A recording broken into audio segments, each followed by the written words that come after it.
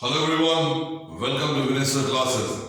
Students, today I'll teach you a lesson in English and the book from Beehive. And the lesson number 9, The Bond of Love. And the chapter is written by Kenneth Anderson. So students, here we see that the narrator, he says that I will begin with Bruno, my wife's pet sloth beer. Here the Bruno, the name, it is of beer.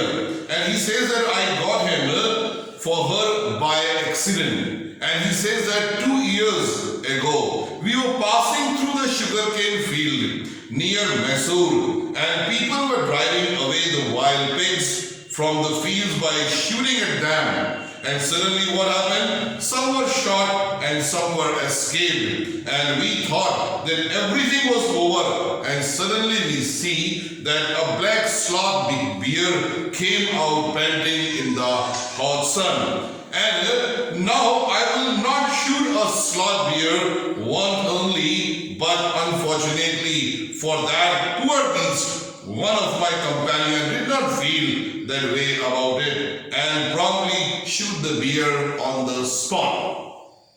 As we watched the fallen animal, we were surprised to see the black fur on its back and moved and left the prostrate body. And we see that the baby bear it was had been riding on its mother back. And when the sudden shot had killed her, the little creature ran around the prostrate parent and making a pitiful noise also. And the narrator, he says that I ran to it to attempt a capture, and I scooted it into the sugarcane field, and following with my companion, I was the last able to grab that bear. And the narrator says that we put it into the gunny bag and we had brought it, and when I got back to Bangalore, I duly presented it to my wife. And when I presented it to my wife, she became very much delighted, and she at once put a colored ribbon around its neck, and after that she kept its name also, and she christened it by keeping the name as Bruno. And Bruno soon took of drinking milk with a bottle, and it was but a step further. We see it started eating and drinking whatever the things in the house it got in the form of different type of ingredients, vegetable, fruit, nuts, meat, etc., etc.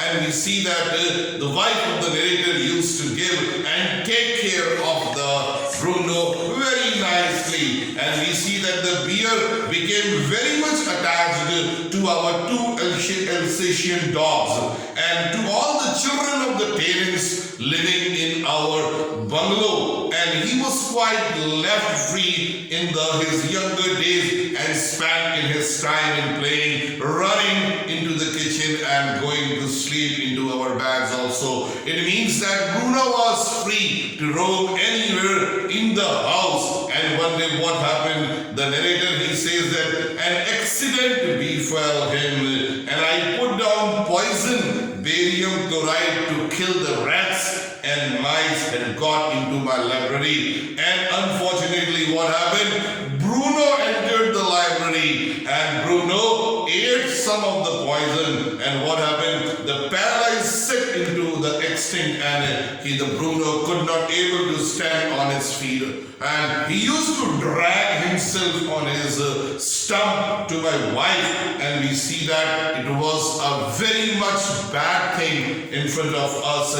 and we see that out came to his medical book, and a for which reference to the index began. What poison did you say? And barium chloride. And we see that and I brought a particular syringe and medicine also, and we see that a dish back to the car, Bruno still floundering about his stand, and the condition of the Bruno, it was pitiable. And we see that hold him everybody, the doctor said, and it goes the hypodermic Bruno squeal. 10 cc of the antidotes we see enter his system without a drop being wasted. 10 minutes later we see breathing less strenuous it became, and after 30 minutes later Bruno gets up and has a great field also. And we see that another time he found nearly 1 gallon of old engine oil, which I had drained from the stump of the stewed raker, and it was keeping as a weapon against the inroads of the termites. And again Bruno promptly, we see that he drank it, and again that it not get effects whatever he has. And we see that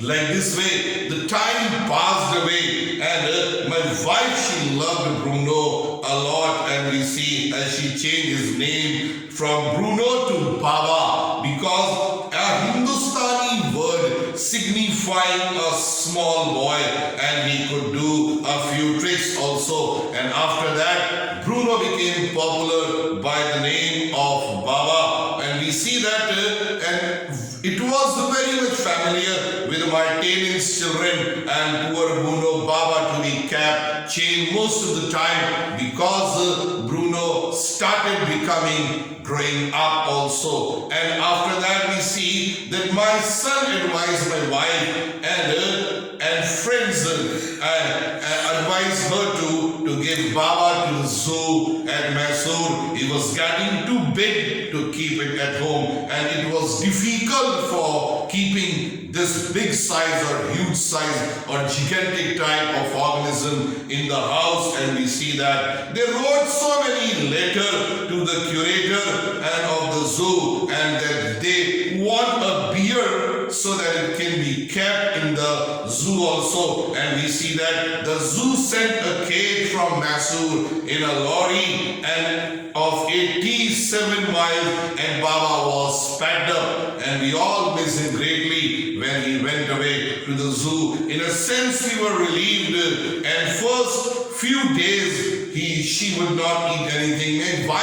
She was very much affectionate with Bruno, and we see that she couldn't live without Bruno. And we see that she used to ask to other people, the people who go to the zoo, that how is Bruno, and the people who come back from the zoo, they used to say that although the Bruno is quite well, but the Bruno used to sit alone and without saying anything, and he was fretting also. And for 3 months you see that the narrator is saying, I managed to restrain my wife from visiting Mysore, and she said one day that I must see Baba, either you take me by car or otherwise I will go myself by bus or by train. And we see that like this way they also go there, and for the next 3 hours she would not leave the cage when she reached the particular zoo, and she gave him tea, lemonade, cakes, and whatever the things she took with her, she gave it to Baba. And she asked the curator until and unless when the time got over that may I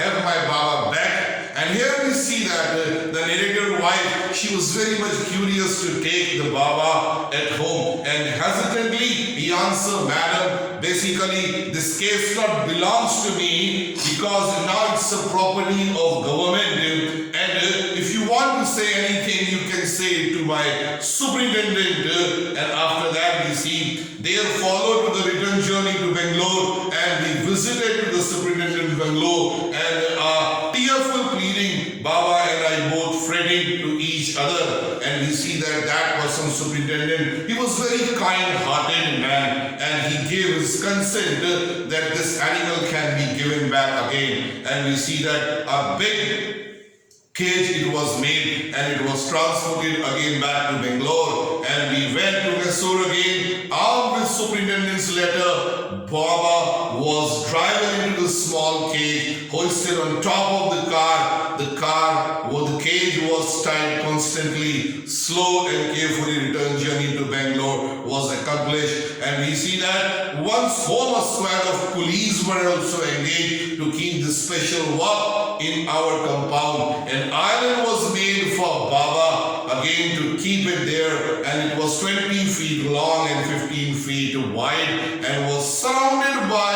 a dry pit and a hole 6 wide and 7 feet deep also. And we see in a few days police hoisted the cage on the island, and the Baba was released and he was delighted standing on his hind legs, and he do different type of activities also. And like this way we say that my wife reaches the island and leave it very interesting. I have tied a rope to the overhanging branch of the mango tree with a loop and putting one foot on its loop, and she kicks off with the other and bridge the 6-foot gap and the constitute with the width of its surrounding. And like this way we see that basically the wife she used to love a lot. The return journey it made in the same way, but who can say now the sloth bear has no sense of faction, no memory and no individual characteristics. So we see that students here, the particular wife she used to love Bruno a lot. So this was the story. Thank you.